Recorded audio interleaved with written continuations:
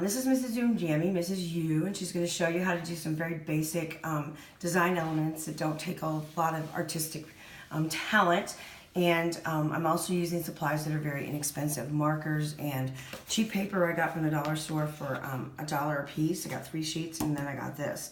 So if you already have markers, that's cheap, cheap, cheap. Now, what I'm going to do is show you some design elements. First of all, the lettering. I've already shown you how to put it on a piece of card and cut it around on there, but you can also just do stuff in marker, but you always should do marker on a white surface so that you can see the colors. If you do it on this surface, it's going to look totally different. Going through here, you saw me do the bubble letters, and you saw me I wrote it out so that it was separated, and then I just surrounded the letters just so that I could do that. And of course I used my eraser to get rid of all of this. In fact, I could erase this whole thing like that, and I'd still see the faint letters, and I'd be able to do that.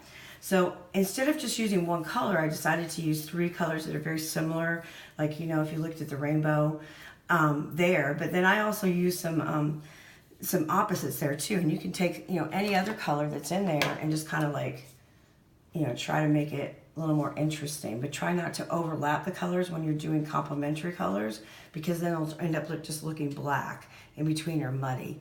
Not very pretty. Anyway, so the next thing I showed you was how you could cut out to make borders. And borders don't have to be that exciting look. I mean, they don't have to be perfect. And if you can make it perfect if you want to. But right here, I just made it sort of abstract. And I might even leave that hanging off there when I actually do the presentation on it. What I would do here is I would take other pieces of paper that's a complementary color and put them in there. You can just, I mean, I'm just cutting them in triangles like that. And then of course I can use these triangles somewhere else. Maybe I would do it here, something like that. So you can just figure it out. I'd like you to see if you can use as much of the paper without throwing it away. That's kind of the point. Also, design elements like this are pretty easy to do. This is just a zigzag that I went all the way through. And I just chose a complementary color. When I say complementary, it's kind of like it's opposite on the color wheel. And what I did is I just did a little design there that was really simple. You can do the same thing here.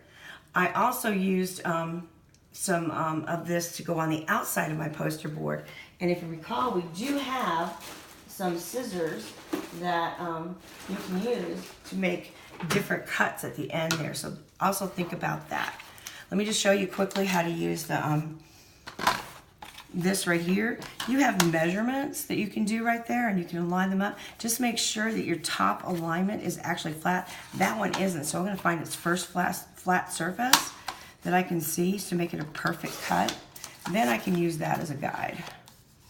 You might have to watch that again to see that, but that's what I did.